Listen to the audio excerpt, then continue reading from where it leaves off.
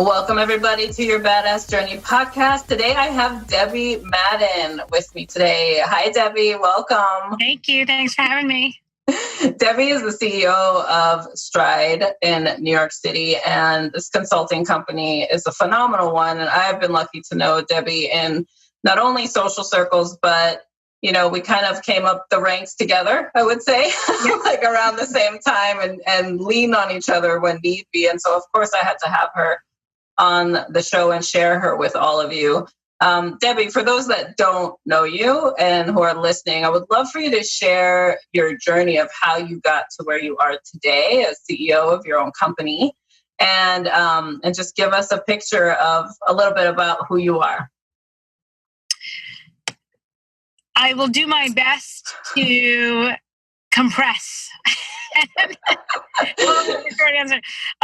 So I've been the founder and CEO of Stride Consulting for a little over 4.5 years now. I think this is the 5th company that I have built from the ground up, and the 3rd one that I've run, as CEO. Despite that, this journey has actually been a series of what I call happy accidents. I am so much of a non-traditional entrepreneur that there was a long time when I doubted myself. Was I entrepreneurial? Did I fit the mold? So I have run my own businesses for almost 20 years now. The first one was we moved to New York, my husband and I, quit our jobs, toured the country, said, what do you want to do next? And my husband said, let's start a company. I said, sure, that sounds great. I don't know what you're asking me to do, but let's try it. And that company lasted an entirety of, I think it was 2 months or something like that. The second one lasted about a year. It was another glorious failure. The 3rd company did last 10 years, and it's something I'm very proud of. A company that my husband and I ran together, another software consulting company. And then Stride, I started in 2014, also with my husband, after we kind of learned a lot of our lessons. And this time I said, I really want to truly capitalize on what I've learned. I'm sure there'll be more glorious mistakes moving forward, but this is out of all the companies I've started, the one I've been most passionate about, because I took the most learning and curious approach out of all the companies I've ever started before.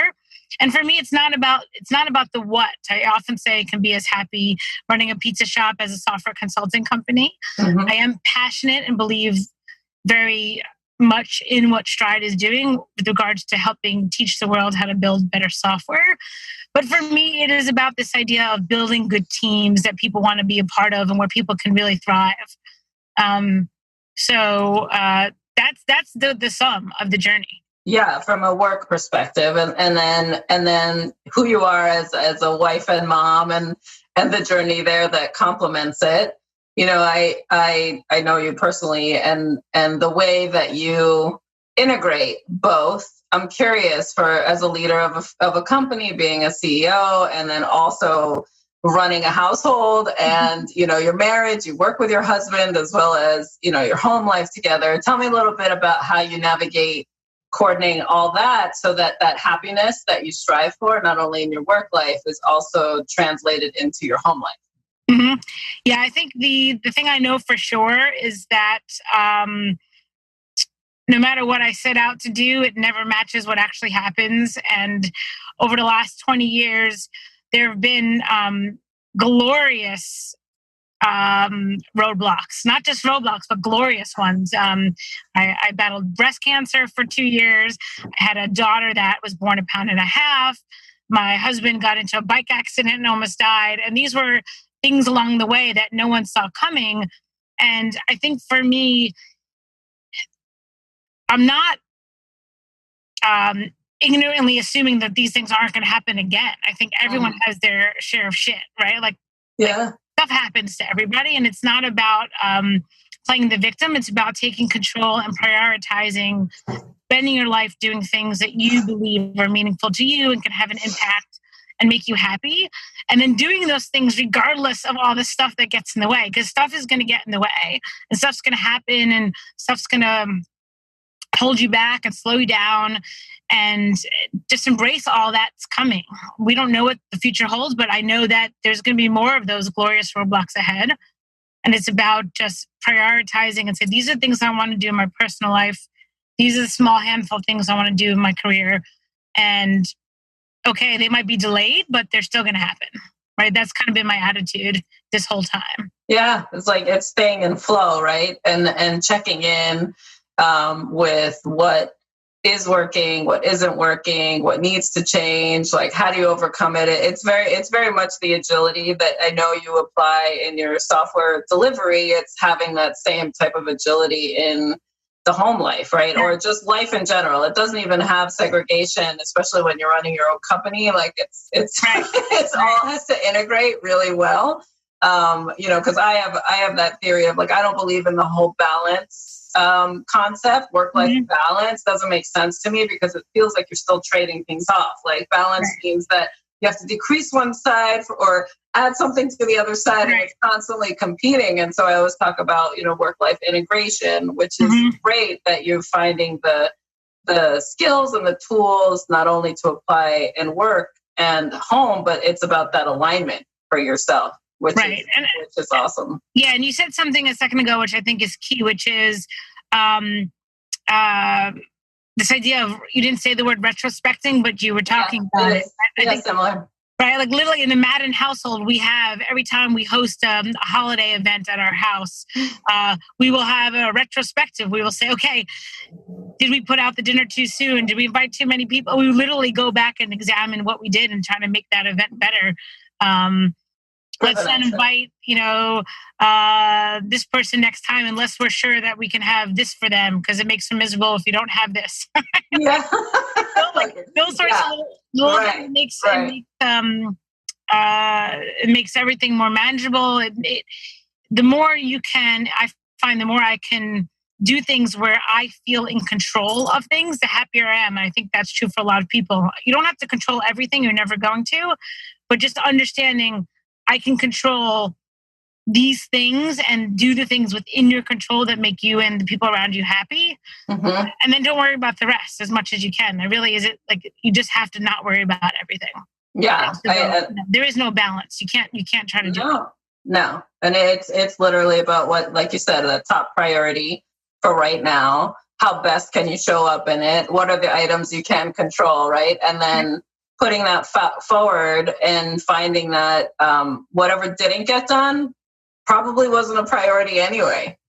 That's the other side of things that I love to remind people of as well, because it can be you can just create so much stress for no reason. And especially, for you in the years where you're launching your company and you discovered you had breast cancer, and then going through treatments and questioning, because I read it in the Inc. article, how you question, like, do you even keep the company intact while you go through that process? And, there's so many people out there that have, health management requirements, right? Like while you're still trying to do your best in all these other arenas, you want to play in. So as you've gone through it and you're on now the other side, right?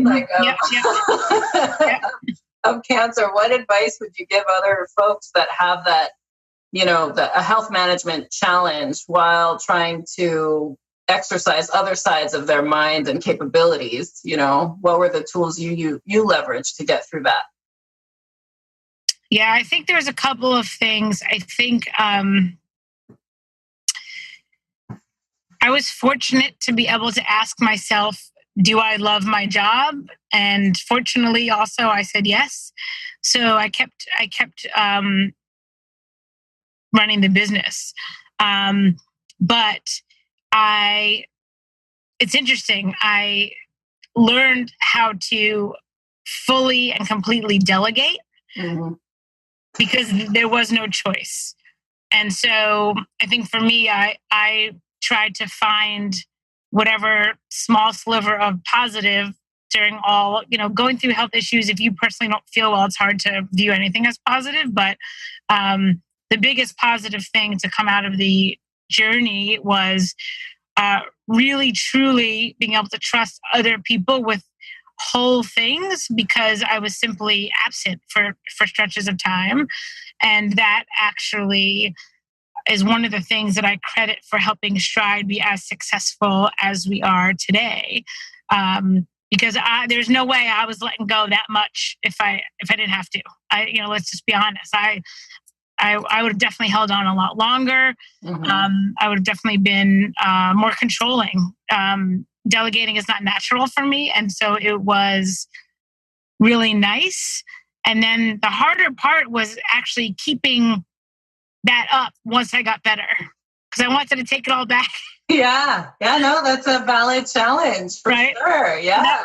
That was actually, it was actually relatively easy to delegate because I literally couldn't, right? So I had no choice. But then once I was able to take it back, it took a lot of willpower. Yeah, and conditioning. I'm still working on that. So. You're like holding your own hand back, like, don't take that. Yeah, like you have to slap your own hand. I mean, but it's such a great awareness because then I'm sure it also allows you to flex different muscles, giving the time back in a sense, right? Like, or new time, I should say, because you're still responsible, obviously, for the output that comes up when you do delegate, right? And it's under your management, but then now it's like, well, what do you do with your so-called free time, right? Or the time remaining that you would have been controlling and doing. And so that generates generally new business because that you have that time to now go meet with more people, for example. Right. Yeah, it did. I was able to literally, being a CEO is interesting because it's one title as you grow, but it's really, I think I've had in 4 years, 4 different distinct jobs. Right. And this year, especially, large part and thanks to the setup we've had the first 3.5 years, my job is distinctly different than it was even last year. And it's a job that I love, right? It is really focusing on the vision, the strategy of the business. How do we build a team that continues to enable us to scale? And those are, to me, really hard problems that I'm still learning how to solve, right? I don't have all the answers. Like, I've never grown, $100 million business before, and I hope for this to be that, right? But yeah, I think most people that do these types of scaling innovative startups have never done it before, and they rely on people around them, and they rely on advice from others outside the company. So I'm able to do those sorts of things now, and it's a very rewarding job. This CEO job, and we'll see how my job changes next year. But for this year, it's a very rewarding job. I love it. And it's so great that you're open to the flexibility on how your role is defined year over year, because I've also seen, and I know you've worked with a lot of C-suite, executives of the companies that you service, and and sometimes I'm sure you've come across the stunted executive, the one that just wants to continue to do what they know, and that's all they know. And then you realize that as a leader, if you continue that way, your business doesn't grow past your own growth plan. Right. Right. So having that flexibility and openness, it's going to be fun to watch as you go towards that $100 million mark, because I know if anyone, you'll be someone that will hit it, which is awesome. I'm excited to try. Right. Yeah, it's great. I'm curious too, because you're one of the few, and I've coached partnerships before, as well as couples who are in business together. What would you advise or help share with listeners who are contemplating or in a partnership with their spouse or partner in life, in business, how to navigate that integration, with home and work and the climb of it all? Mm-hmm. Yeah, I think Rex, my husband, and I, we've worked together for the better part of 15 years. And in that time, there have been both different businesses and different roles. And sometimes we worked literally side by side all day, and sometimes we didn't see each other. At Stride, we did found the company together, and Rex was a part of the business for the first 2 years. And now he doesn't work in the business day to day. He's on our board.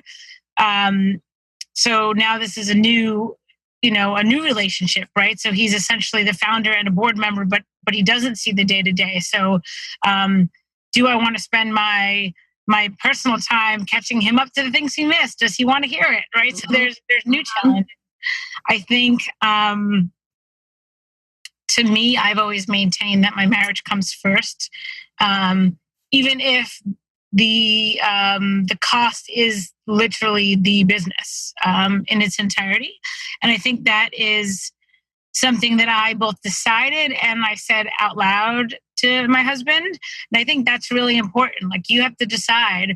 I've been interviewed a lot on this topic, and people have literally gotten divorced over working together, or have really terrible marriages. So I think you decide what's right for you, and it doesn't have to stay the same over the years, but for me, it has and always will be, given everything I know today. And my marriage comes first, completely. But I think if you have that discussion, then it makes everything easier. And then we have guidelines, which I break all the time, let's be honest, but try not to talk about work late at night, these types of things. Yeah. And I try my best to adhere to these guidelines as much as possible.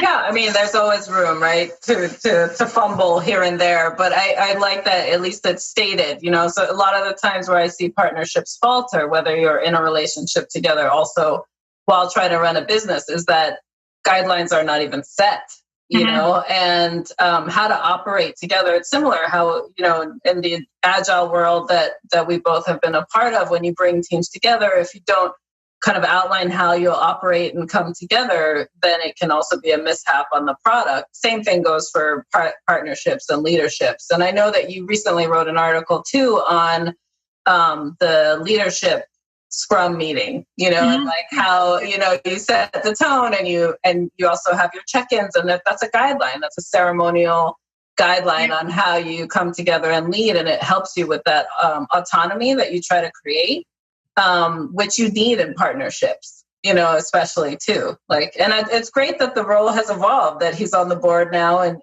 you're in the day-to-day still, because I love that you're going to stretch, as a partnership as well, like a intimate partnership, learning that side of things too, because it can easily break, like you said, a marriage, and there's multiple points at which it can break, right? I mean, even, as we go to the leadership team at Stride, we're continuously talking about who has the accountability versus responsibility for each of the business areas.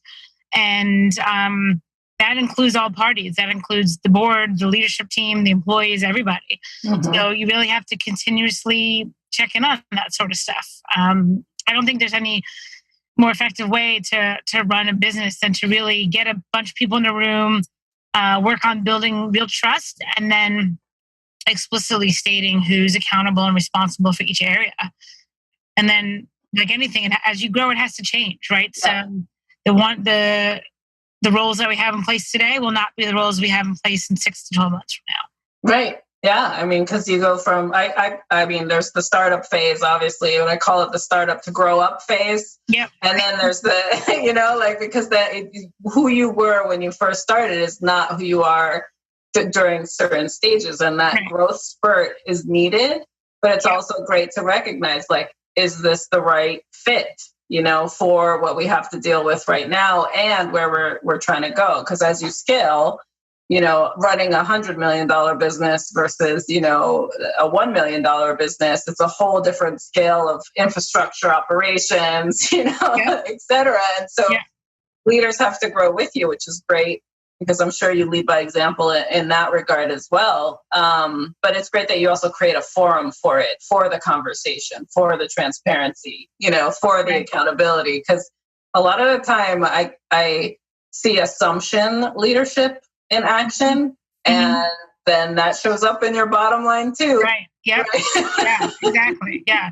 And I think, one thing that is really important to me is that I'm not exempt from being under the magnifying glass, right? So if I wouldn't rehire myself, or if my team at one point believes that I'm not the best person for the job that I'm fulfilling, then I need to be able to hear that, and they need to be able to tell me that. It can't, if I'm exempt from it, the whole thing doesn't work, right? Like every single person has to be part of that conversation. Which is great, because when you are that transparent with the fact that you would accept if you were not a fit and move on to whatever's next, it helps everybody speak up much faster and not fester. Right. Like there's that festering that happens of the sidebar conversations, or right. When you start to see groups collect and talk and you're not really hearing it all, like that's a number one flag that it might be a leader shutting their ears off. And right. then that affects, again, that bottom line too, and the total function of the company. So that's great, because and I'm sure your clients benefit from that activity too, and seeing that as part of your firm, that transparency and accountability is key, and that everyone's individually growing, too, which is great. Yeah, absolutely. I believe that they do. The ones I speak with, I try to talk to the clients as much as possible, all the employees as much as possible. And I do get that feedback. But we don't aim, I tell everyone that works at Stride that I don't hold people to perfection, but I do hold them to perfect intention. So we're going to make mistakes, but it's not about, we can't be afraid to try and fail, but we do have to hold ourselves to this idea of being, have perfect intention when it comes to things like, respect for other people, learning from failure, and these sorts of things. Yeah, that's beautiful. I love that. Perfect intention. That's so key, because it's not, a lot of the times people can have a chip on their shoulder because of past experiences and think that there's like a malicious intent, right? Like, just because of some experience they had before and a story they're telling themselves, and then you're bringing all that baggage to the now, it doesn't make sense. But all going in with this like positive intention and trying to make sure that you're being open to what comes back and redefining it and up-leveling it basically as you go forward. That's awesome. It's a great way to lead a group. I appreciate you sharing that philosophy. That's beautiful. So as you are, stand today, and what is it that you're focused on now, or trying to personally lead for yourself as well as, for your business? How much time you got? That's a laundry list. Giant question. Top three. So I think one of the things that I'm currently very much a student of is this idea of myself and the leadership team at Stride transitioning from what I call player coaches into coaches. I don't call it that. It's a philosophy that I've adopted from a bunch of business books that I've read. But this idea of leading by having the right questions to ask and by being good at predicting the future, right? It's very, of course, we always want to model the way and lead by example. I think in order for any company to really continue to scale and grow to the next level, which we're in the process of aiming to achieve, the people in the company really need to get good at not solving the problems, but we need to be raising the right questions, developing the next generation of leaders, and giving people the tools they need. And that is a lot harder than solving a problem oneself, especially for me. And it's something that I am furiously learning and experimenting with, coaching coaches so that we can grow teams of teams. And it's really, really exciting stuff. I think for me, growth just for growth's sake isn't particularly exciting, but this idea of growing a team of people that can then lead another group of people in a meaningful way so that we can impact more and more people, that's really exciting, right? And I think for me, we are services business. So we are only as good as our people. Our people are our product, right? So the folks that work at Stride, we pour everything into learning and development and educating and upskilling our team, because that is literally and figuratively everything to us. So how do you train an organization to train itself is really exciting. And that will enable growth, and that will enable us to work with more teams and have more impact in creating best practices in software development, hopefully across the world over time. And I sigh, the balance is doing it without breaking culture. Right. I think for me, that is, if you told me in 5 years from now, my business can be 10x and everyone would be miserable, I would say no thanks. Right. So I think for me, that's the key. How do you measure when your culture is at risk of breaking? Right. Like, I believe we have a great culture today. Mm-hmm. What if that starts to deteriorate? Will I see it? Will I see it soon enough? So those are, I'm practicing and very much intent on scaling a business in a meaningful way while maintaining what I believe to be a really great culture. I think it's the best culture. I know it's the best culture I've ever been a part of. Yeah. And it's something that I'm very proud of. And it's something that I'm very intent on maintaining as we grow. Mm-hmm. And then, personally, I think the mom side of me, my kids are at a time where, I'm starting to value our time together more than they are. Mm-hmm. Right? They're 11 and 13. So how do I, stay a cool mom, stay involved in their lives with giving them the space to grow up. I think that's, talk to me in 10 years or 20 years to see if I succeeded at that. But that's something that, I'm very aware of right now. Yeah.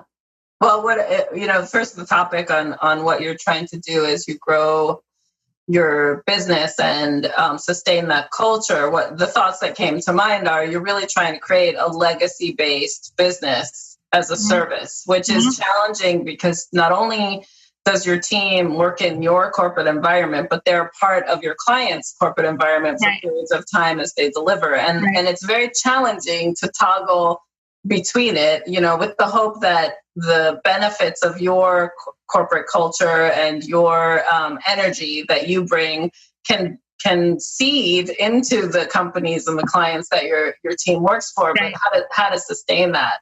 And what came to mind is, if you think about cultural tribes and you think about the ceremonies that go around it, just same with agility, there are ceremonies around that as well that keep the construct together, but then get tweaked, right? Mm-hmm. Based on personality, based on demand, based on, what works, what didn't. And so that's fascinating that that's the phase that as a leader you're at, and trying to navigate, what are the legacy-based learnings, right? Mm-hmm. That you can continue to build your team against and build those coaches of coaches. Mm-hmm. And then also identify what are the consistent ceremonial activities that really define the Stride culture, and it's going to be fun to witness and watch. And of course, if I can help you in any way, I got your back. But I know you do, and I appreciate that. One thing that you said, which is, we're in the middle of this now, when you say consistent ceremonies. So we're finding that although we are a relatively small business, we're 70 people, mm-hmm. We have grown a lot recently, right? In the last 6 months, I think we've grown from 50 to 70. So that's 20 people adding on top of it. That's almost half, right? Yeah, no, that's a huge growth spurt. Yeah. Right. So it is, we feel it. And so we have set up ceremonies less than a year ago that we're already having to re-question, right? So one thing we do, you talk about the culture and the tribes. And so we were small enough to get together as a whole company. We used to do, or we still do, a monthly lean coffee where we get together once a month, 1 hour. Doing that with 70 people versus 50 is a meaning, you could feel it, right? too many people, yet we still love the idea of getting together. So even last week we had one, and we've broken out into 4 different groups. So we have 4 topics going on once instead of one. So we can't even, or we choose not to keep the same ceremonies, even though they seem relatively new, right? They haven't even been around for a year. We really do want to make sure that we are doing things that make sense for us today. Yep.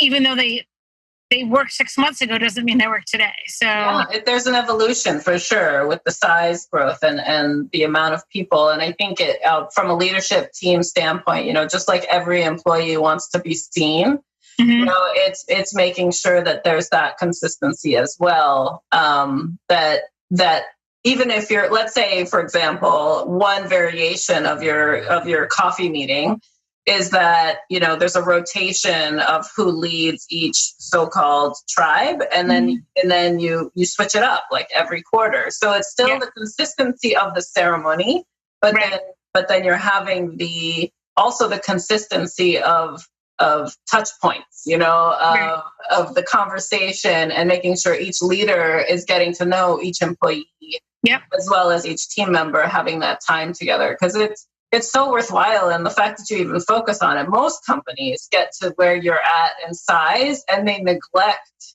that connection time. Right. And then that is 100% when you start to see the breakdown of why things aren't working, and you end up in a situation where it's more of an emergency than a quick fix, Right. Yeah. That could affect things. So it's beautiful that you have your eye on it, because that's all you can do in your learning process, right? Yep, but absolutely. It's so beautiful that you do it, and it can actually be, I don't know, are your teams all co-located? They're all in New York, or are they all over? Like, how do you do it with anybody remote? We only actually have at the moment one remote developer in Colorado, and everyone else is in New York. But this poor gentleman has to be the only person to, Google Hangout in every. Well, let me tell you, in Colorado, there's some serious coffee shops that he better be checking out, and like Google hanging out from one of them, and kind of sending you guys maybe some coffee to try at your next. I will tell him. There's some great shops out there. So you can also engage on the actual product that you're sipping. Excellent. I will tell him. Oh, Debbie, this has been awesome. I would love, first I want to thank you for giving me your time today and sharing a piece of yourself with our listeners, because I know they will benefit from the conversation. If anybody wants to connect with you, what's the best way for them to connect with you? Well, thank you so much for having me. It's I always love talking to you, and I'm glad we can have this conversation for others to hear as well, because you and I have had this conversation, over the years. So it's been a lot of fun. So I believe that these conversations are the beginning of future conversations.